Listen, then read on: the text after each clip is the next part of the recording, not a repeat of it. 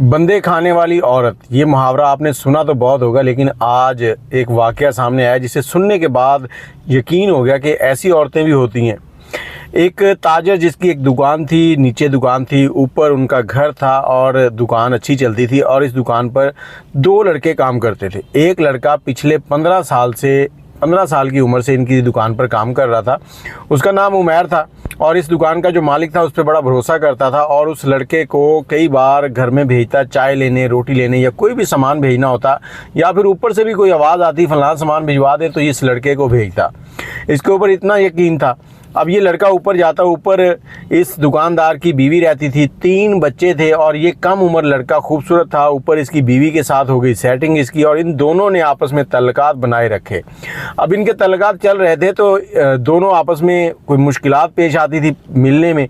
तो इस औरत ने, रुबीना नामी औरत ने, अपने भाई के कान भरने शुरू कर दिए जिसका नाम इमरान था। उसको बुला के कान भरने अपने शौहर के ख़िलाफ़ कि मेरे साथ ये करता है, मेरे साथ वो करता है। बहन और भाई ने मिलकर मंसूबा बनाया और इस मंसूबे में ये बनाया मंसूबा के इसके शौहर को नींद की गोलियां देंगे, उसके बाद उसको कत्ल करेंगे और फिर मुद्दा ख़त्म। तो ऐसा ही हुआ। एक दिन बीवी ने शौहर को सुबह के टाइम चाय में नींद की गोलियां दी, हैवी डोज दी और चाय पीने के बाद वो वहीं सोफ़े पर बैठे बैठे सो गया। जब वो सो गया तो उसके बाद इस औरत ने अपने भाई को फ़ोन करके बुलाया और नीचे जो इसका आशिक लड़का था और एक और लड़का जो इस दुकान में काम करता था, इन दोनों को ऊपर बुलाया। ऊपर बुलाकर इस शख्स का तकिया रख के मुँह बंद किया, सांस रोक दी और ये मर गया। उसके बाद सारे नीचे आ गए, भाई जो है वो अपने चला गया, दोनों मुलाजिम दुकान पे काम करने लगे और कुछ देर के बाद औरत ने ऊपर शोर डाल दिया कि इनको हार्ट अटैक आया और इनको क्या हो गया, ये हिल जुल नहीं रहे। उसके बाद अहले इलाका जमा हो गए, भाई आ गया, सारे ऊपर आ गए और देखा कि ये वाकई फौत हो चुका है।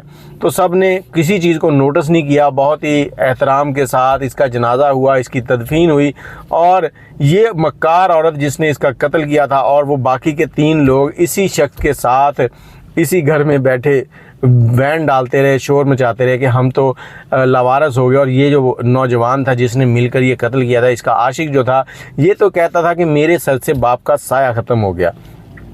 अब ये किस्सा खुला कैसे है वो आपको बताते हैं।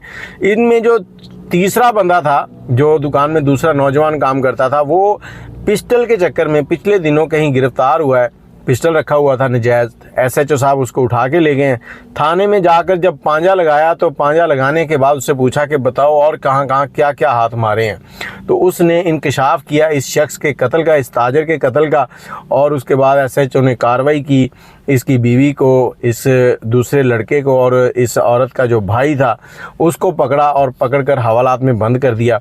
और सियाने सच कह गए हैं, कत्ल छुपता नहीं है, कहीं ना कहीं से आपके सामने ज़रूर आ जाता है और किसी के साथ ज़्यादती की हुई भी आपके सामने ज़रूर आती है। आपको किसी न किसी तरह दुनिया में वो नज़ारा ज़रूर आता है कि आपने ये काम गलत किया था। तो इसीलिए कहते हैं कि दुनिया जो है वो मकाफ़ात अमल है।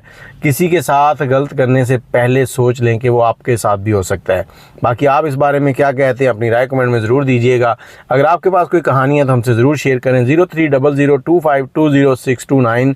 और इसके अलावा अगर आप कोई मेडिसिन मंगवाना चाहते हैं हिकमत से रिलेटेड तो इसी नंबर पर व्हाट्सएप करके मंगवा सकते हैं।